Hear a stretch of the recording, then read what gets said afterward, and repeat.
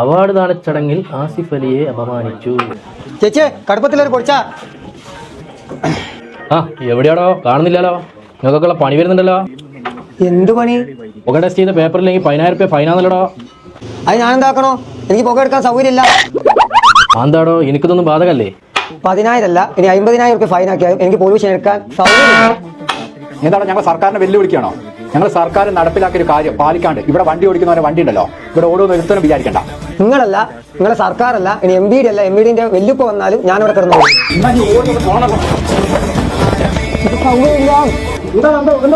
ഇവനുള്ള സർക്കാരിനെ വെല്ലുവിളിക്കുക, അവര് പൊല്യൂഷൻ എടുക്കാണ്ട് വണ്ടി ഓടുക.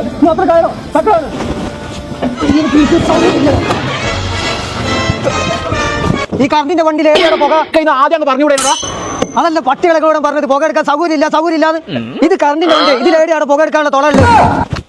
ഓലൊരു പുക വിവരമില്ലാത്ത.